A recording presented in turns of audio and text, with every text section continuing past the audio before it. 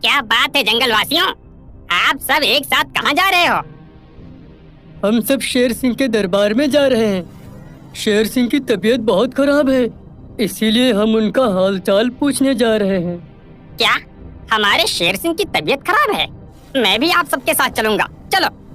सारे जानवर अपने जंगल के राजा शेर सिंह के दरबार में आते हैं, जहां बीमार शेर सिंह अपनी गुफा में था और उसके पास चीता और बाघ खड़े हुए शेर सिंह को देख रहे थे। चीते, शेर सिंह की तबीयत अब कैसी है? राजा साहब की हालत बहुत खराब है। राजा साहब का ठीक होना बहुत जरूरी है। जंगल के राजा शेर सिंह के अचानक बीमार होने से जंगल के सभी जानवर काफी परेशान हो चुके थे। तभी अचानक शेर सिंह जोर जोर से खांसने लगता है और खांसते खांसते अचानक शेर सिंह की मौत हो जाती है। ये देखकर जंगल के सारे निवासी दुखी हो जाते हैं। राजा साहब अब इस दुनिया में नहीं रहे। शेर सिंह की मौत हो जाने से सारे प्राणी दुखी हो जाते हैं। उसकी मौत के कुछ दिन बाद जंगल के सारे प्राणी एक जगह बैठकर आपस में चर्चा कर रहे होते हैं। तभी हाथी कहता है, जंगल वासियों, शेर सिंह तो अब नहीं रहे। अब हमें अपने जंगल में किसी को राजा बनाना होगा। कहिए, इसमें आपकी क्या राय है? हमें नया राजा नियुक्त तो करना ही पड़ेगा, मगर अगला राजा हम बनाएंगे किसे? अगला राजा हम उसे बनाएंगे जो शेर सिंह की तरह जंगल में सही फैसले कर सके और सबको सही और बेहतर न्याय दिला सके। हाथी भाई, क्या आपने जंगल में ऐसा जानवर देखा है जो शेर सिंह की जगह ले सके? नहीं, मगर हमें एक ऐसे जानवर की तलाश करनी होगी जो बहुत नेक और सही न्याय दिलाने वाला हो। हम उसी को अपने जंगल का राजा घोषित करेंगे। पर ऐसा जानवर हमें कहाँ मिलेगा? भालू भाई, हम जंगल में चुनाव करेंगे और चुनाव से ही हमें शेर सिंह की तरह ताकतवर राजा मिलेगा। ठीक है, तो बोलो भाइयों, चुनाव के लिए आप सब तैयार हो? हाँ, हम सब तैयार हैं। हाँ, हम सब तैयार हैं। हाँ, हम सब तैयार हैं। तो जो ताकतवर और हिम्मत वाले जानवर हैं, वो एक साइड हो जाओ। तभी बाघ, चीता और भालू ये तीनों साइड में चले जाते हैं। मैं सबसे ज्यादा ताकतवर हूँ। मैं जंगल की पंचायत से विनती करता हूँ कि मुझे ही इस जंगल का राजा घोषित किया जाए। मैं ताकतवर तो हूँ ही, साथ में राजा की प्रजाति का भी हूँ, इसीलिए जंगल का राजा मुझे ही बनाया जाए। नहीं, जंगल का राजा मुझे बनाया जाए। मैं सही फैसला लेने के काबिल हूँ। मैं सबको सही और बेहतर न्याय दिलाऊंगा। तीनों अपनी अपनी राय देने लगते हैं। चुप हो जाओ तीनों। तुम तीनों में से कौन सबसे ज्यादा ताकतवर और ईमानदार जानवर है, इस बात का पता चुनाव में लग जाएगा। मगर चुनाव कब और कैसे होगा ये बताओ? 2 दिन बाद चुनाव होंगे। आज ही मैं अपने साथियों के साथ मिलकर वोटिंग मशीन बनाता हूँ और 2 दिन बाद जंगल में विशाल आम के पेड़ के नीचे वोटिंग मशीन लगाऊंगा। आप सबको वहाँ आकर अपने मनपसंद जानवर की निशानी पे वोट देना होगा। सबसे ज्यादा वोट जिसे मिलेंगे वही हमारे जंगल का राजा घोषित किया जाएगा। हाथी जब चुनाव के बारे में बता रहा होता है, तब चीता मन ही मन सोचता है, बस एक बार मैं जंगल का राजा बन जाऊं, फिर देखना मैं इन जाहिलों पर कैसे राज करता हूँ। जंगल का राजा तो मैं ही बनूंगा और जिस दिन मैं राजा बन जाऊंगा उस दिन से देखना मैं सबको अपना नौकर बना के रखूंगा। चीता और बाघ की सोच बहुत ही घटिया थी। वो दोनों जंगल का राजा केवल तानाशाही करने के लिए ही बनना चाहते थे। शाम के समय हाथी अपने साथियों के साथ वोटिंग मशीन बनाने लगता है। तब चीता अपने इलाके में अपनी वोटिंग मशीन बनाता है, तो बाघ भी उसके इलाके में अपनी वोटिंग मशीन बनाता है। अब मेरी बनाई हुई इस वोटिंग मशीन से मैं आसानी से चुनाव जीत जाऊंगा। मैंने मशीन में ऐसी सेटिंग की है कि बटन कोई भी दबाओ, वोट तो मुझे ही मिलेगा। अब मुझे राजा बनने से कोई नहीं रोक सकता। जैसे बाघ ने सेटिंग वाली मशीन बनाई थी, वैसे ही चीता भी सेटिंग वाली मशीन बनाता है। उस मशीन में वो भी ठीक वैसे ही सेटिंग करता है जैसी बाघ ने की थी कि बटन कोई भी दबाओ पर वोट चीता को ही मिलेगा। सुना है मोहब्बत और जंग में सब कुछ जायज है, इसीलिए अगर जो मैं चुनाव में धांधली करता हूँ तो कोई गुनाह नहीं है और मुझे राजा बनने से कोई नहीं रोक सकता। अगले दिन रात में हाथी जंगल में बीच के स्थान पर आता है और अपनी बनाई वोटिंग मशीन आम के पेड़ के नीचे लगा देता है। उस मशीन के बटन पर उन तीनों प्रत्याशियों की फोटो लगी होती है। हाथी की वोटिंग मशीन लगाकर वहां से चले जाने के बाद आधी रात को चुपके से चीता अपनी वोटिंग मशीन लेकर आम के पेड़ के नीचे आता है, जहां हाथी ने अपनी वोटिंग मशीन लगाई थी। अच्छा, तो ये वो मशीन है। चलो अब इस वोटिंग मशीन को निकालकर मैं अपनी वोटिंग मशीन यहाँ लगा देता हूँ, ताकि कल जंगल के निवासी किसी भी बटन को दबाएंगे पर वोट मुझे ही मिलेगा और मैं इस जंगल का राजा बन जाऊंगा। चीता हाथी की वोटिंग मशीन निकालकर अपनी वोटिंग मशीन लगाकर वहां से चला जाता है। थोड़ी समय बाद बाघ भी चुपके से वहां आता है और वो चीते की लगाई हुई वोटिंग मशीन को निकालकर अपनी वोटिंग मशीन वहां लगाकर चीते की वोटिंग मशीन वहां से लेकर चला जाता है। अगले दिन सवेरे चुनाव शुरू होता है। जंगल के सभी जानवर एक एक करके वोटिंग मशीन पर अपनी पसंद की निशानी को वोट देते हैं। ये देखकर सामने खड़े चीता और बाघ मन ही मन खुश होते हैं। जंगल वासियों, तुम किसी भी निशानी को वोट दो, पर तुम्हारा वोट तो मुझे ही आएगा। चीता और बाघ मन ही मन खुश होकर राजा बनने के सपने देखने लगते हैं और भालू चुपचाप वहां खड़ा होकर ईमानदारी से चुनाव करवाता है। शाम तक जंगल के सभी निवासियों की वोटिंग हो जाती है। जंगल वासियों, जंगल के सभी निवासियों ने अपना अपना वोट दे दिया है। अब चुनाव का परिणाम कल सवेरे सामने आ जाएगा। जिसे सबसे ज्यादा वोट मिले होंगे वही हमारा इस जंगल का राजा कहलाएगा। अब सब अपने अपने घर जा सकते हो। चुनाव खत्म होते ही सब अपने अपने घर चले जाते। अगले दिन सवेरे सब जंगल में एक स्थान पर बैठे थे और हाथी अपने साथियों के साथ मशीन में वोटों की गिनती कर रहा था। गिनती खत्म होने के बाद हाथी कहता है, जंगल वासियों, हमने वोट की गिनती कर ली है। सबसे ज्यादा वोट भालू भाई को मिले हैं। आज से भालू भाई हमारे जंगल के नए राजा हैं। ये सुनकर सब खुश हो जाते हैं। किसी ने सच ही कहा है कि बुराई की जीत कभी भी नहीं होती और अच्छाई हजारों बुराइयों के बीच में भी रहकर अपनी चमक नहीं खोती।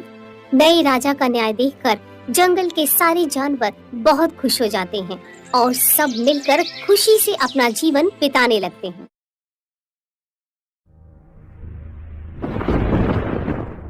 सरयू नदी के पास बहुत बड़ा जंगल था। उस जंगल में काफी सारे जानवर रहते थे जो प्यास लगने पर नदी में आकर पानी। नदी के दूसरे किनारे पर एक और छोटा सा जंगल था जहाँ बहुत कम जानवर थे। एक दिन बड़े जंगल का छोटा खरगोश सरयू नदी के पास आकर पानी नदी के दूसरी ओर खड़ा एक बाघ उसे देख रहा होता है। ये खरगोश मेरा आज भोजन बन सकता है। वैसे भी मेरे जंगल में अब शिकार करने लायक जानवर बचे ही नहीं है। क्यों ना मैं नदी के उस पार वाले बड़े जंगल में जाकर शिकार करूं। और वैसे भी वो जंगल बहुत बड़ा है और वहाँ का शेर सिंह भी मूर्ख और शाकाहारी है। पता नहीं ऐसे शेर सिंह मर क्यों नहीं जाते। बाघ खरगोश को देखकर शिकार करने की सोचता है और शिकार करने की लालच में नदी के दूसरी ओर चला जाता है। अपनी ओर बाघ को आता देख खरगोश वहां से भागने लगता है, पर तभी बाघ उसे आवाज देकर रोक लेता है।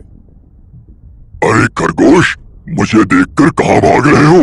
तसल्ली से पानी पी लो भाई। मैं तो बस तुमसे बात करने के लिए आ रहा हूँ। क्या तुम सच बोल रहे हो? हाँ, मुझे तुम्हारे जंगल के शेर सिंह के बारे में कुछ पता करना है। मैंने सुना है कि वो तुम्हारी बड़ी चिंता करता रहता है। खरगोश समझ चुका था कि बाघ उसे अपनी बातों में फुसलाने की कोशिश कर रहा है, इसीलिए खरगोश उसकी बातों का कोई जवाब नहीं देता और तुरंत वहां से भागने लगता है।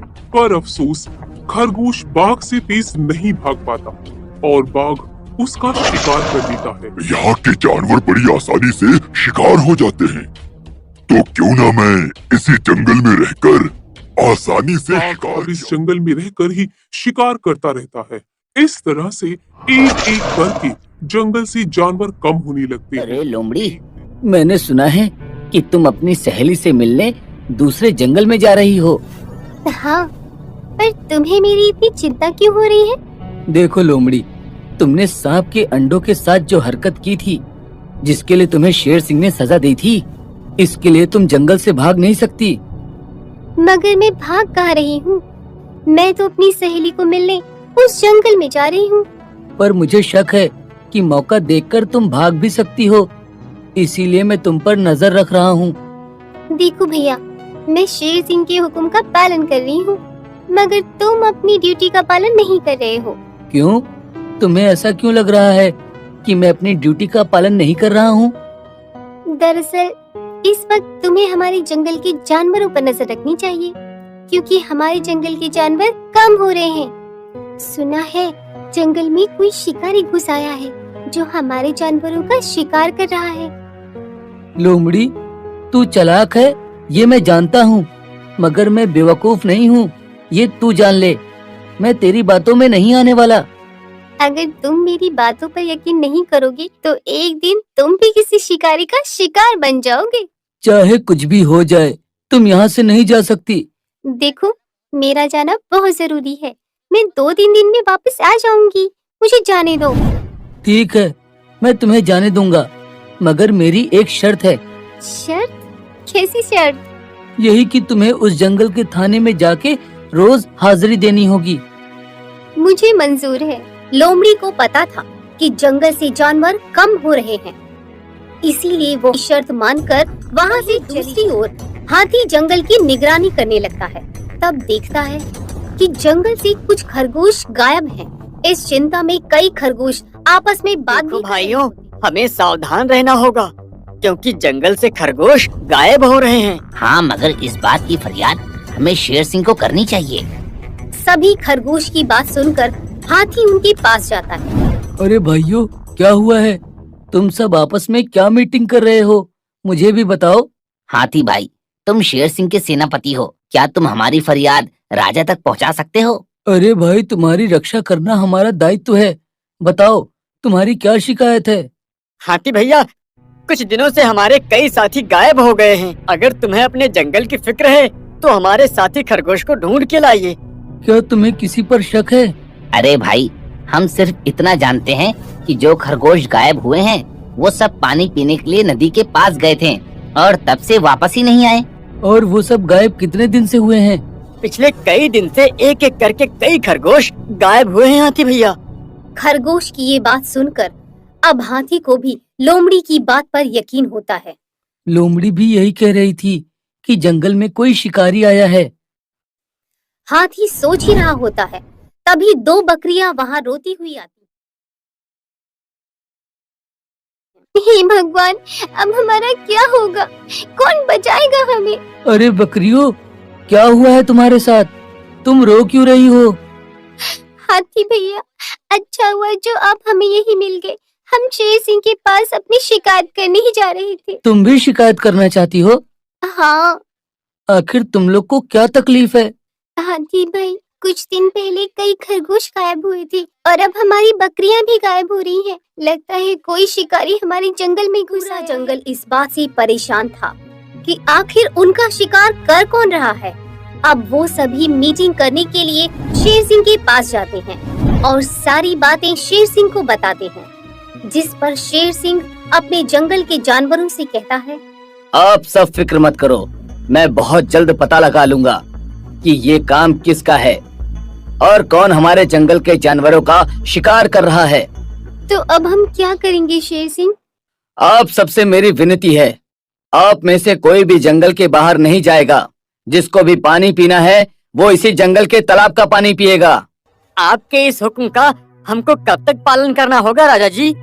एक बार मैं उस शिकारी को पकड़ लूं, फिर आप सब जंगल के बाहर नदी का पानी पी सकते हैं। सभी जानवर शेर सिंह की बात मान जाते हैं और जंगल से बाहर जाना बंद कर देते हैं। 2 दिन बीत जाते हैं और जंगल से कोई भी जानवर का शिकार नहीं मिलने पर अब बाघ परेशान हो जाता है, क्योंकि 2 दिन से उसने कोई शिकार नहीं किया था।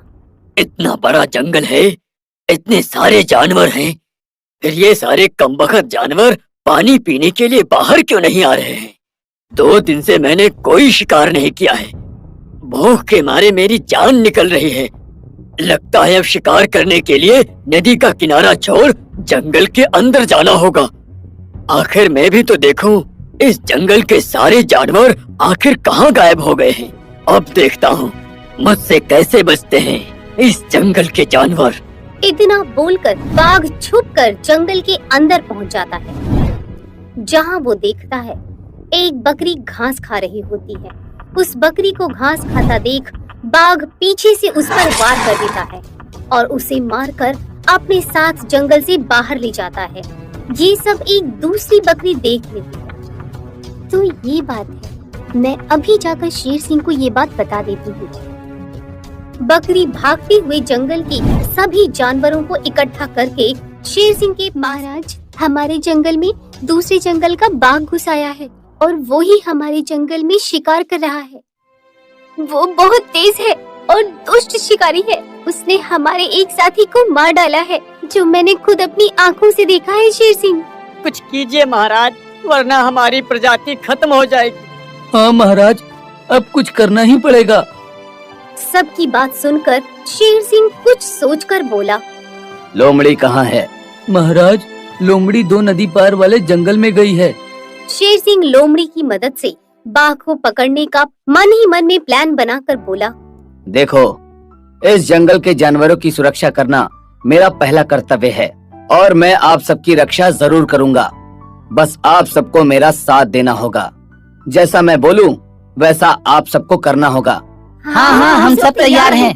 तो सुनो, आप सब में से कोई भी नदी के किनारे नहीं जाएगा और जब उस शिकारी को शिकार नहीं मिलेगा तो वो जंगल के अंदर आने के लिए मजबूर होगा और जब वो जंगल आएगा तब मैं किसी एक जानवर को उसके सामने भेजूंगा। फिर क्या, जैसे ही वो मेरे भेजे हुए प्राणी का शिकार करने जाएगा हम सब उस पर हमला कर देंगे। हाँ, किसी एक को अपनी जान खतरे में डालनी होगी महाराज। हाँ, मगर मौत के मुंह में जाने के लिए कौन तैयार होगा महाराज? वो तुम्हें कल पता चल जाएगा।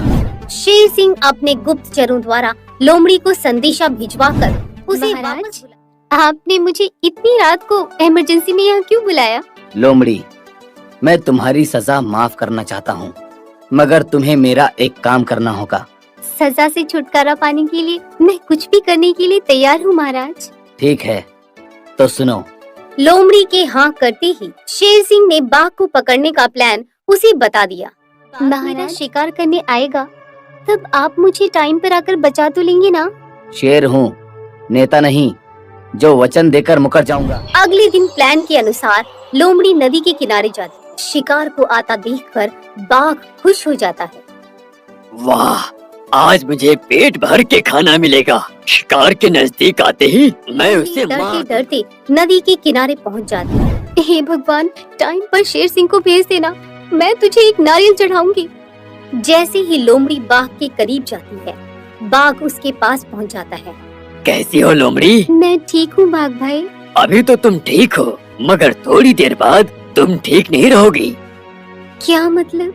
मतलब ये है कि मैं अभी भूखा हूँ और जब मैं भूखा होता हूँ तब मुझे कोई भी शिकार मिले तो मैं उसे खा जाता हूँ। बाघ जैसे ही लोमड़ी के पास जाता है, वो शेर सिंह के जाल में फंस जाता है और वहाँ सारे जानवर आ जाते हैं। बाघ, शिकार की लालच में तू मेरी चाल में फंस गया। अब तेरी कहानी खत्म हुई। तुमने मुझे धोखा दिया शेर सिंह। जैसी करनी वैसी भरनी कहावत तो तूने सुनी ही होगी।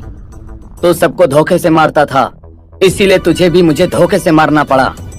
मुझे माफ कर दो शेर सिंह, मैं हमेशा के लिए जंगल छोड़कर चला जाऊंगा। नहीं, तुमने हमारे जंगल में बहुत प्राणियों का शिकार किया है। अब हमारे जंगल के जानवर तुम्हारा शिकार करेंगे। साथियों, ले जाओ इसे और अपना बदला पूरा करो।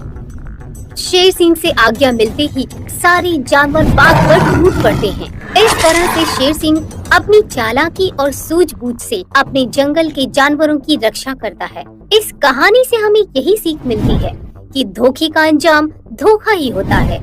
जो बोओगे वही पाओगे। चल बे गधे, अब जल्दी घर भी चलेगा या यहीं रात करेगा? खाने में तो कोई कसर नहीं छोड़ता, फिर चलने में इतनी कंजूसी क्यों करता है? मर गया रे। इस धोबी ने तो कपड़े लाद लाद कर मेरा कचूमर निकाल दिया है। हे भगवान, मुझे इस धोबी से बचाओ, मुझे इस धोबी से बचा लो भगवान। इस तरह से गधा जब भी बोझा लाद कर आता तो कराहते हुए भगवान को याद करता। एक दिन ले खा खा खा के तो गैंडा हो गया है, लेकिन काम करने में तेरी नानी मरने लगती है। फटाफट खा ले और चल, कपड़े लेने जाना है।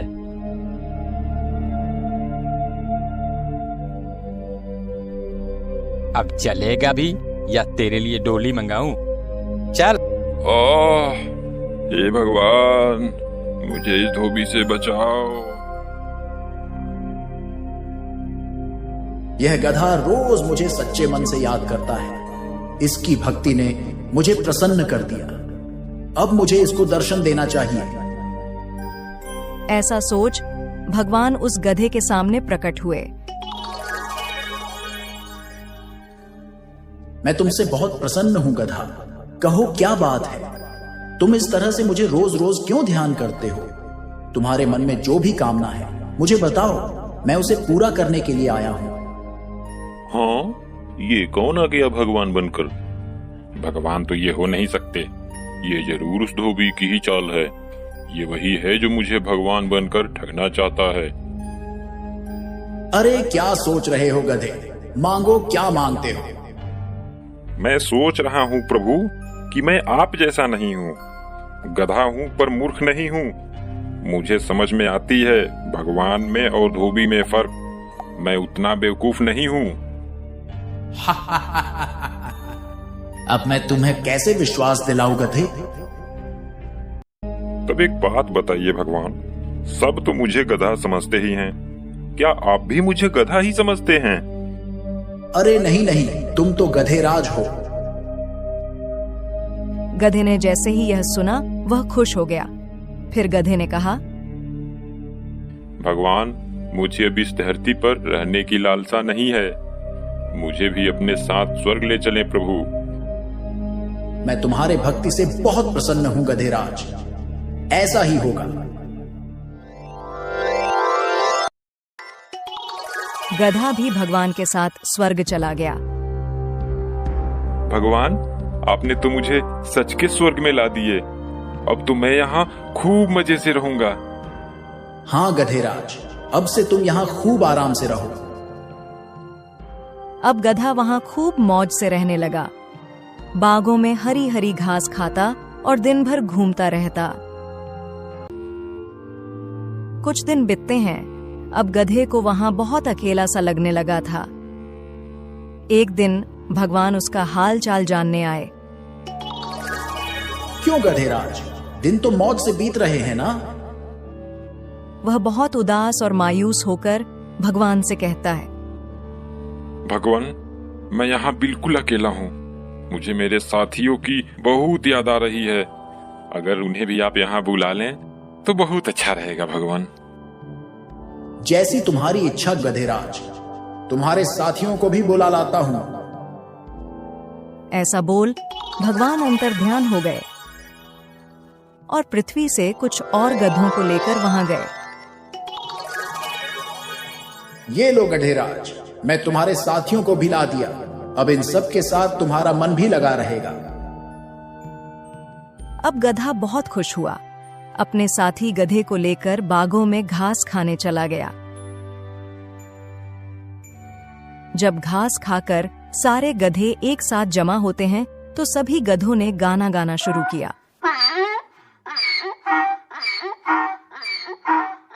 सभी गधों ने अपने आवाज से पूरे स्वर्ग को संगीतमय बना दिया। जब उसकी आवाज से स्वर्ग की शांति भंग होने लगी तो भगवान वहां आए। ये तुम क्या कर रहे हो गधेराज? तुम्हारे कारण स्वर्ग की शांति भंग हो रही है। हम तो गाना गा रहे हैं भगवान। हमारे गाने से मन को शांति मिलती है भगवान। लेकिन गधेराज, यह धरती नहीं स्वर्ग है और यहाँ आपकी यह ढेचू ढेचू की आवाज नहीं चलेगी। यहाँ रहना है तो तुम्हें अपनी आवाज पर अंकुश लगाना होगा। भगवान, तब तो ये सरासर जास्ती हुई। क्या हमें बोलने का अधिकार नहीं मिलेगा? फिर मैं अपने सुरीली आवाजें किसको सुनाऊंगा? गधेराज, तुम्हारे आवाजों से हमारे ध्यानों में विघ्न पड़ रही है। ये हमारी आखिरी चेतावनी समझो और इस पर अमल करो। भगवान, अगर ऐसी बात है तो मुझे नहीं रहना है यहाँ। हमें हमारे धरती पर भेज दो। वहाँ हम लोग कम से कम आजादी से बोल तो सकते हैं। जैसी तुम्हारी इच्छा गधेराज। जब तुम्हारी इच्छा धरती पर ही जाने को है तो इसमें मैं क्या कर सकता हूँ? चलो, मैं तुम्हें धरती पर भेज देता हूँ। गधे ने जब धरती पर जाने की बात सुनी तो वह खुशी से झूमने लगा। तभी चल उठ जा गधे, कब से लगातार चिल्लाया जा रहा है, हैं? न जाने दिन में सोया सोया कौन सा सपना देखता रहता है। गधा घबरा कर उठता है। हाँ, क्या मैं ये सब सपने में देख रहा था? अब चल जल्दी से खाना खत्म कर और फिर कपड़ा लेने जाना है। और हाँ, दोबारा सो मत जाना। चलो, सपने में ही सही स्वर्ग के दर्शन तो हो गए, लेकिन मुझे स्वर्ग से अधिक प्यारी यह धरती ही है। अब से मैं इच्छा भर के सबको अपने गाने तो सुना सकता हूँ।